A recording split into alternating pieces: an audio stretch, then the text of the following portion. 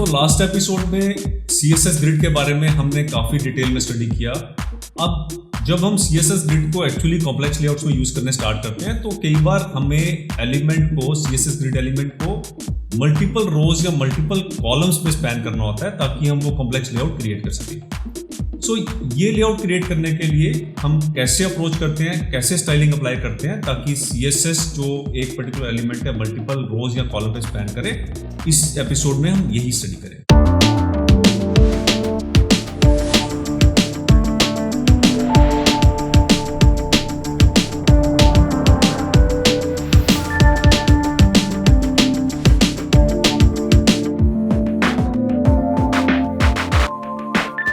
आइए चलते हैं विजुअल स्टूडियो कोड में और देखते हैं कि हम कैसे मल्टीपल रो और कॉलम पे एलिमेंट्स को स्पैन कर सकते हैं। सो ये जो आप लेआउट ऑन स्क्रीन देख रहे हैं, इसमें हमारा एक CSS ग्रिड है जिसके अंदर हमारे 6 एलिमेंट्स हैं। इस CSS ग्रिड को हम HTML मार्कअप में स्टडी करते हैं और फिर देखते हैं कैसे हमने स्टाइलिंग अप्लाई की ताकि हमारा एलिमेंट जो A है it is spanning 2 columns. Element A 2 column span कर रहा है और उसके बाद B जो है वो सिंगल कॉलम स्पैन कर रहा है और उसके बाद C D E भी सिंगल कॉलम पे है और एलिमेंट F भी थर्ड रो में सिंगल कॉलम पे है। तो हम HTML मार्कअप स्टडी करते हैं पहले और देखते हैं कि ये कैसे हमने ये वाला CSS ग्रिड क्रिएट किया। सो यहाँ पे एक हमारा रैपर डिव है, div class equal to grid. उस रैपर डिव के अंदर हमारे यहाँ पे 6 एलिमेंट्स हैं, A B C D E और F, और उन सभी एलिमेंट्स का क्लास हमने ग्रिड आइटम क्लास यहाँ पे दे रखा है। इसकी स्टाइलिंग करने के लिए हम यहाँ पे स्टाइल शीट में चले जाएंगे और यहाँ पे देखेंगे कि ग्रिड का जो बेसिक हमने लास्ट एपिसोड में स्टडी किया था उसी तरह से स्टाइलिंग हमने स्टार्ट किया।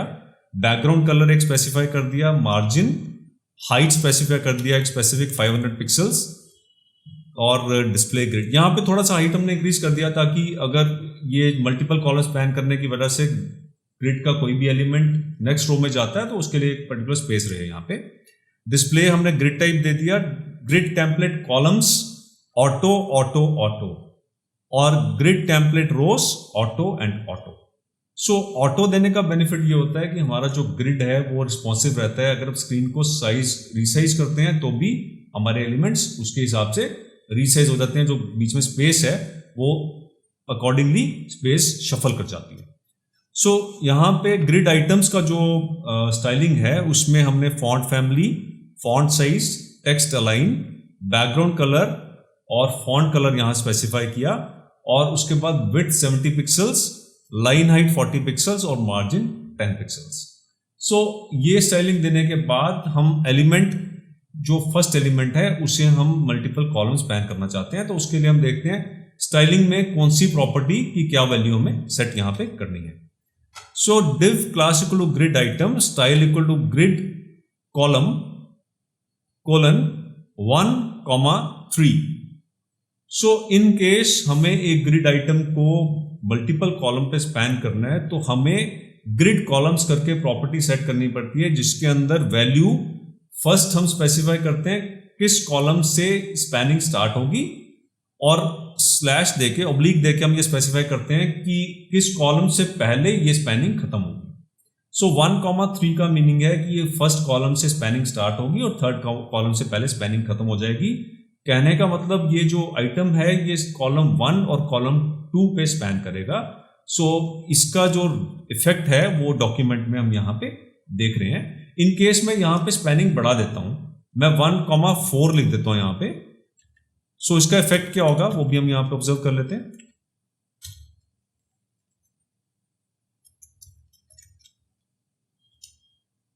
सो इस केस में A आइटम जो है वो 3 कॉलम स्पैन कर रही है, B आइटम हमारी सेकंड रो में यहां पे शिफ्ट कर गई।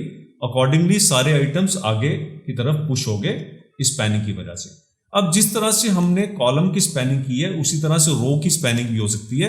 ऐसी पॉसिबिलिटी है कि एक आइटम जो है वो एक कॉलम और 2 कॉलम्स और 2 रोज यहाँ पे ऑक्यूपाई करे। तो ये देने के लिए हमें यहाँ पे एक और प्रॉपर्टी सेट करनी पड़ती है, ग्रिड रो। सो ग्रिड रो प्रॉपर्टी सेट करने के लिए स्टाइल के अंदर एक और प्रॉपर्टी ग्रिड रो सेट करके किस रो से ये स्पैनिंग स्टार्ट होगी और किस रो तक ये स्पैनिंग चलेगी वो यहां पे हमें स्पेसिफाई करना है।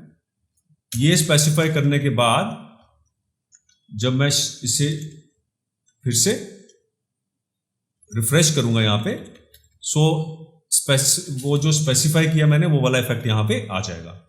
सो यहां पे 1,3। सो जो ग्रिड रो है उसमें हमें कहां से स्पैनिंग स्टार्ट होगी और किस रो से पहले स्पैनिंग खत्म होगी यहां भी ये स्पेसिफाई करना है। तो 1,3 देने से यहां पे क्या इफेक्ट आएगा कि हमारा जो आइटम है ये 2 कॉलम्स और 2 रोज को स्पैन कर रहा है, फर्स्ट और सेकंड कॉलम और फर्स्ट और सेकंड रो।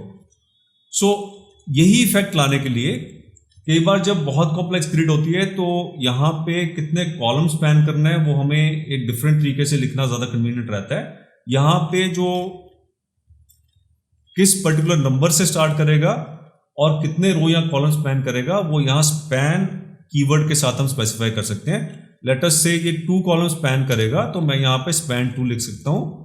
ये 2 रो स्पैन करेगा तो यहां पे मैं स्पैन 2 लिख सकता हूं। सो नेट इफेक्ट क्या होगा कि ये आइटम जैसे पहले बिहेव कर रहा था वैसे बिहेव करेगा, लेकिन यहां पे कॉम्प्लेक्स रोज में अंडरस्टैंडिंग में थोड़ा इजी रहता है, यहां कंफ्यूजन नहीं रहता कि कितने रोज या कॉलम्स ये आइटम स्पैन कर रहा है। थोड़ा सा इसे चेंज करके देखते हैं। लेट अस से हम चाहते हैं कि ये 3 कॉलम्स और 2 रोज स्पैन करे। सो ये प्रॉपर्टी चेंज करके हम जब रिफ्रेश करेंगे तो अकॉर्डिंगली हमारा आइटम वैसे ही बिहेव करेगा। अब इसमें आप कॉम्प्लेक्स लेआउट्स डिजाइन कर सकते हैं। अब क्योंकि ये एलिमेंट्स हमारे एक फिक्स विड्थ के साथ हैं तो हम इसलिए अप्रिशिएट नहीं कर पा रहे कि ये एलिमेंट एक्चुअली कितनी स्पेस ऑक्यूपाई कर सकता है या कितनी स्पेस इस एलिमेंट के परव्यू में है। सो ये अप्रिशिएट करने के लिए हम स्टाइल शीट में जाके फिक्स विड्थ की जगह यहां पे 100% विड्थ दे देते हैं ताकि जो एलिमेंट है, जो आइटम है, वो अपने अंडर की पूरे स्पेस को ऑक्यूपाई कर सके। और उसके बाद हम जाके जब डॉक्यूमेंट में रिफ्रेश करेंगे तो यहां हम अप्रिशिएट कर सकते हैं कि जो ए वाला आइटम है वो 3 कॉलम्स और 2 रोज को स्पैन कर रहा है, जबकि बाकी सारे एलिमेंट्स सिंगल रो के अंदर ही सिंगल कॉलम स्पैन कर रहे हैं। और ये डिफरेंशिएट करने के लिए आप डिफरेंट कलर्स आइटम्स के दे सकते हैं ताकि आपको ये ज्यादा इजीली डिफरेंशिएट आप कर सकें। मैं वापस इसकी प्रॉपर्टी रिवर्ट बैक कर देता हूं।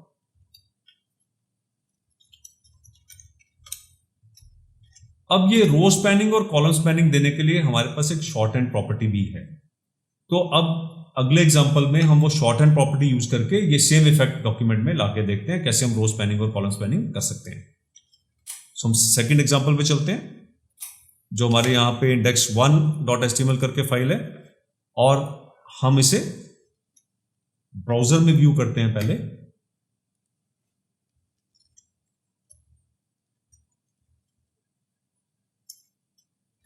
और हम देख रहे हैं कि इसमें भी यही इफेक्ट है कि जो एक आइटम है वो 3 कॉलम स्पैन कर रहा है। और यहां पे इन केस हम देखेंगे तो हमने ग्रिड एरिया करके यहां पे प्रॉपर्टी सेट कर रखी है स्टाइल शीट में, सो इनलाइन स्टाइल में। सो यहां पे ग्रिड एरिया अंडरस्टैंड करने के लिए हमें ये समझना पड़ेगा कि ग्रिड एरिया जब हम स्पेसिफाई करते हैं तो सबसे पहले हम देते हैं यहां पे, सबसे पहले वैल्यू देते हैं हम, जैसे यहां पे 1 है, मीन्स की रो स्टार्ट, किस रो से ये आइटम स्टार्ट हो रहा है CSS ग्रिड के। सेकंड वैल्यू है कॉलम स्टार्ट, किस कॉलम से ये आइटम स्टार्ट कर रही है CSS ग्रिड के। थर्ड वैल्यू है आपकी रो एंड, और फोर्थ वैल्यू है कॉलम एंड। सो किस रो पे एंड कर रहा है और किस कॉलम पे ये पर्टिकुलर आइटम एंड कर रहा है। सो इन केस हम यहां पे रो एंड और कॉलम एंड की प्रॉपर्टी स्पैन वैल्यूज में देना चाहते हैं तो वो भी हम दे सकते हैं। अगर ये 2 रो स्पैन करेगा तो हम यहाँ पे स्पैन 2 दे सकते हैं, और अगर ये 4 कॉलम स्पैन करेगा या 3 कॉलम स्पैन करेगा तो स्पैन यहाँ पे 3 दे देंगे, और फिर इसका इफेक्ट हम डॉक्यूमेंट में जाके देख सकते हैं। अब जो हमारा ये आइटम ए है ये यहाँ पे 3 कॉलम स्पैन कर रहा है और 2 रो स्पैन कर रहा है। जैसे कि मैंने पहले कहा था, अप्रिशिएट करने के लिए आपको विड्थ को रिस्पॉन्सिव देना पड़ेगा। परसेंटेजेस में जब हम विड्थ देंगे तो हम ये एक्चुअल देख सकते हैं कि ये पर्टिकुलर एलिमेंट कितना एरिया यहां पे ऑक्यूपाई कर रहा है। तो हम ये करके देखते हैं। Let's again go to the style sheet and change the width, let's make it 100% and then refresh the document and then we can appreciate. So ये वाला जो हमने यहाँ पे स्टाइलिंग देखा, इस स्टाइलिंग से हम जो रिक्वायर्ड लेआउट है, जहां की आपको टॉप हेडर चाहिए, बॉटम फुटर चाहिए और लेफ्ट कॉलम मेन एरिया और राइट कॉलम चाहिए, तो उस तरह राइट साइड बार चाहिए, इस तरह का लेआउट आप वेब पेज में डिजाइन कर सकते हैं। सो ये डिजाइन करने के लिए आप ये कैसे करेंगे, मैं आपको इसका एक थोड़ा सा एक ब्रीफ आइडिया दे देता हूं। सबसे पहले तो आप स्टाइलिंग में यहां पे colour change, background colour change कर दीजिए ताकि आप डिफरेंशिएट कर पाए डिफरेंट आइटम्स के बीच में। सो बैकग्राउंड कलर, सो प्री स्पेसिफाइड कलर्स भी हम यूज कर सकते हैं।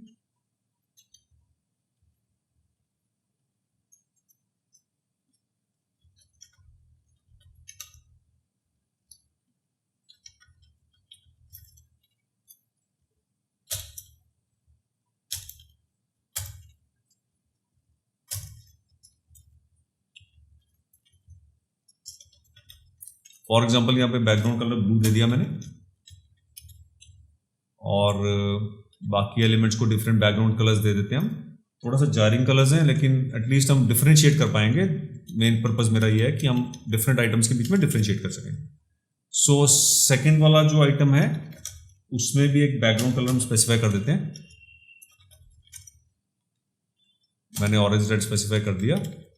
इसी तरह से थर्ड आइटम के बीच में ऑर्चिड, फोर्थ आइटम के बीच में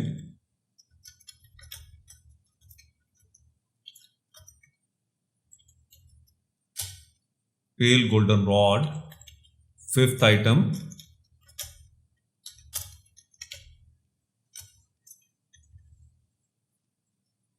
पेल वायलेट और सिक्स्थ आइटम में भी एक बैकग्राउंड कलर हम अप्लाई कर देते हैं। अब हम इन आइटम्स को डिफरेंशिएट कर पाएंगे कि कौन सा आइटम कहां से स्टार्ट होकर कहां पे फिनिश्ड है। सो यहां पे पाउडर ब्लू कलर में इसको बैकग्राउंड कलर दे रहा हूं। सो डॉक्यूमेंट को रिफ्रेश करते हैं तो सी वी कैन डिफरेंशिएट, तो कौन सा आइटम कहां स्टार्ट होकर कहां फिनिश हो रहा है वो हम यहां पे डिफरेंशिएट कर पा रहे हैं। सो मैं स्पैनिंग जो फर्स्ट वाले आइटम की है सिंगल रो स्पैनिंग दे देता हूं और इसी तरह से लास्ट आइटम की भी स्पैनिंग मैं सेट कर देता हूं और लास्ट आइटम की भी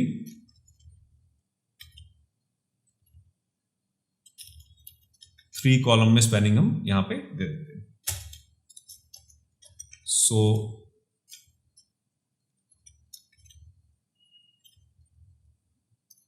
starting row is third, starting column is 1, fourth row पे ले जाते हैं इसे। सो इस तरह से हमारा एक टॉप एरिया है, टॉप जोन है जिसमें कि जो स्पैन कर रहा है 3 कॉलम्स, हमारा एक बॉटम जोन है जो कि स्पैन कर रहा है 3 कॉलम्स और बीच में हमारा कंटेंट है। तो इस तरह से हम अपने कंटेंट डिजाइन कर सकते हैं। इसमें इन केस हम एक एलिमेंट यहां से रिमूव कर देंगे तो हमारा ग्रिड जो है वो हमारे स्पेसिफाइड डिजाइन के अकॉर्डिंग हो जाएगा और फिर हम एक बीच में से एक रो भी यहां से रिमूव कर देंगे। और इन केस हम जो कंटेनर डिव है उसका हाइट पूरा व्यू पोर्ट के हाइट के बराबर कर देंगे। Instead of 500 pixels 100 VH।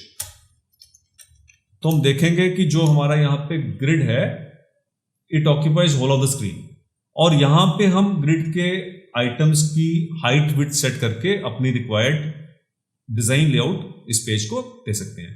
सो दोस्तों आपने देखा कि किस तरह से हम स्पैनिंग के थ्रू अपने पेज के लेआउट को बहुत ही फ्लूइड मैकेनिज्म से हम कंट्रोल कर सकते हैं और अपने रिक्वायर्ड लेआउट्स CSS ग्रिड से क्रिएट कर सकते हैं।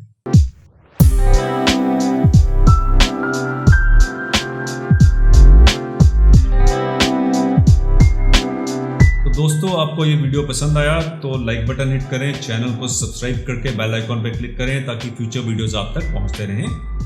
तो दोस्तों मिलते हैं अगले एपिसोड में और वहां डिस्कस करेंगे हम CSS फ्लेक्स ग्रिड के यूज केसेस जो कि रियल लाइफ में हम अप्लाई कर सकते हैं।